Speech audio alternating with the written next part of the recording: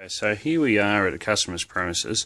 We've got a wall plate here. It's a dual wall plate, dual gang. It's got a Ethernet port there, and it's got a RG6 cable here hanging out that the electricians have left at the customer's request when the premises was built. So he had future plans for it, but that never eventuated. So what we're going to do is we're just going to fit that off with a F-type to F-type keystone, and we'll go from there and check it out, see that it all works. Thanks. Okay, so here we are. We're just going to take the wall plate cover off here. They just pop off left and right there, feed that out. As you can see, it's been here when the premises has been finished off. The painters have got all paint all over it. That's been there sitting there a little while. It's a little bit corroded, so we'll cut that off just to get a bit of fresh unoxidised cable core, and we'll fit off the fresh part. So here we are. We just got a screw there and a screw there, and we'll just go ahead and nip those out. I'll just pause the video while we do that. Okay, so here we are with a little nifty El Cheapo electric screwdriver. We'll zip those out. Okay, we'll gently pop this off.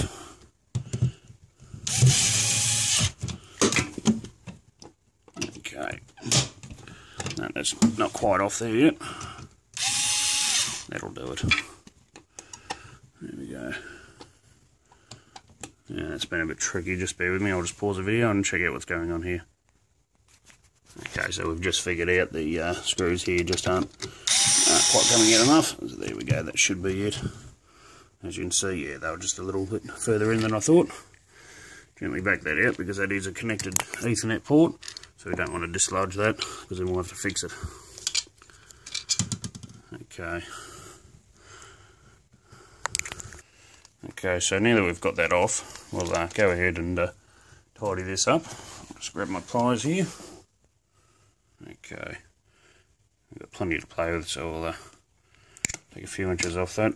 Make sure we've got a nice clean section. I'll go ahead and grab my cutters, and we'll strip some of that off. We'll strip the outer sheath there, which will leave the braiding and the fall shielding exposed.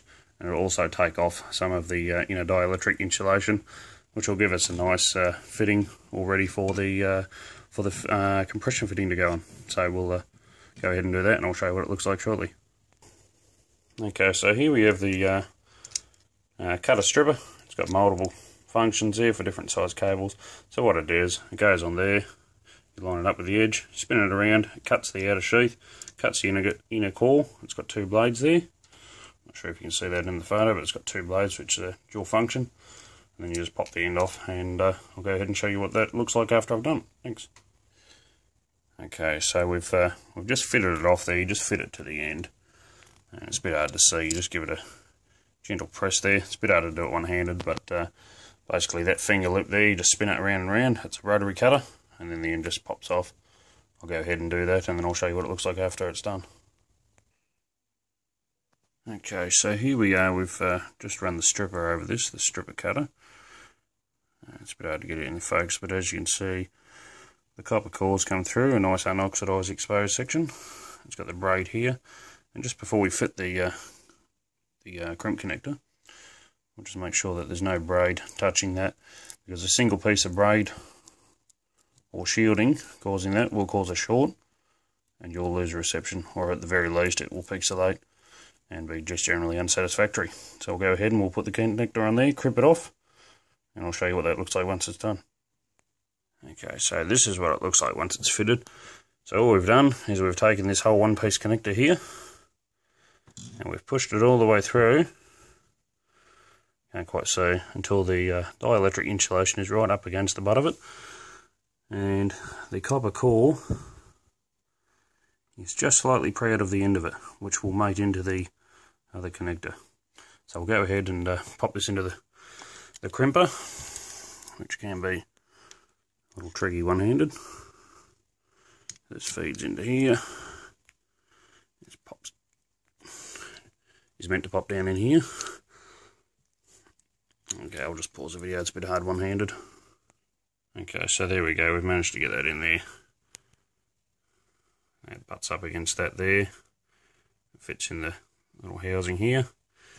Go ahead and just squeeze that all the way. This will end up down here once it's done. sure that you can see that. That will end up down there. Done. It pops out. And just give it a little tug to make sure it has seated properly. Just double check the connections, that's there.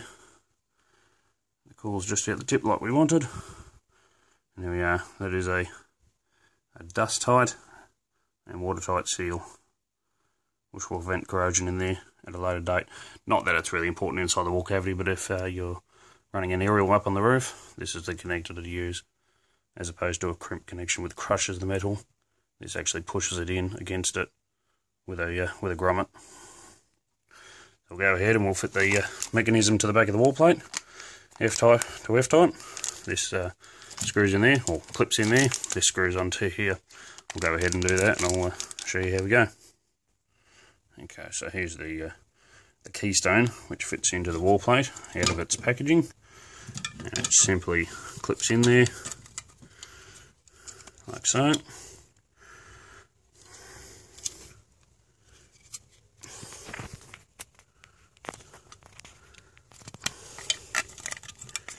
Okay, we've just got to line up those tabs.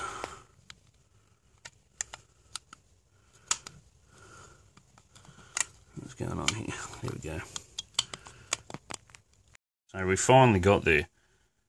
That had to be one of the most difficult keystones I've ever had the displeasure of inserting into a wall plate. So as you can see, there's a threaded F-type there, which fits off onto there.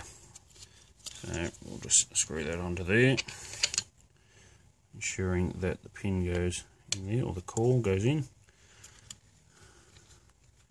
Line the threads up, and we'll screw that all the way home.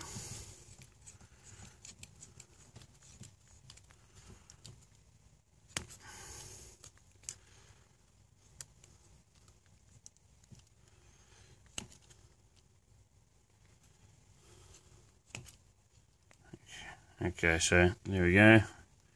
That's all the way home, nice and tight. And that's Ethernet is all intact. So we'll just go ahead and we'll just gently feed the cables back up into the wall cavity.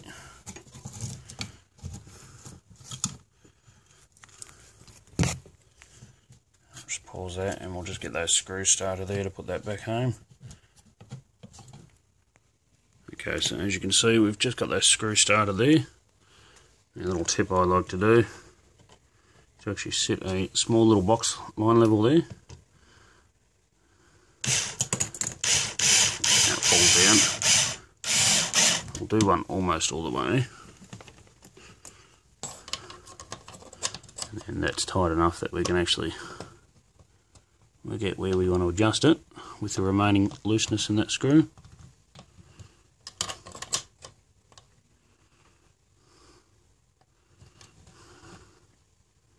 Okay, so we'll just hold that up there. I'll just pause it while I nip that up while it's level. Okay, so as you can see, those screws are all the way home. Now, that plate's nice and level. Let's go ahead, we'll put the cover back on, and it simply clips on. Now we'll get the field analysis meter, we'll connect into that, and we'll check some readings, make sure everything's as it should be. Okay, so here we have the field analysis meter, which happens to be worth a lot of money, into the thousands. Go ahead, connect the cable into the side of there.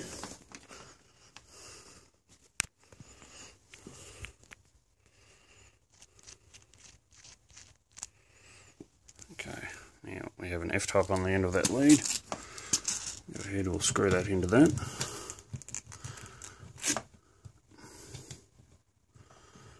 Just pause it. Okay, so now that that's screwed all the way home, we'll go ahead, we'll switch the motor on.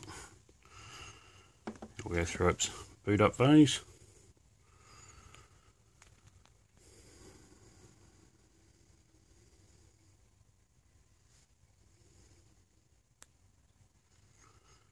Okay, just pop it into TV mode.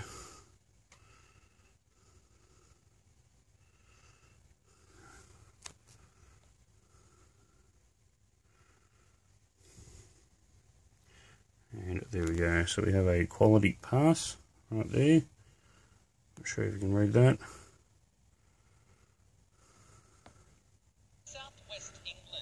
there we go. We have a live picture, which is unpixelated. It's got a very low bit error rate. And a very good 35 decibel signal to noise ratio, which is more than acceptable. So there we have it. There we have one fitted off F-type antenna point. Sorry about that. And one happy customer. What we'll go and do, we'll go and disconnect that. We'll clean up after ourselves, clean up all the little bits and pieces, and we'll go and give that there a dust bust. Thank you very much for watching.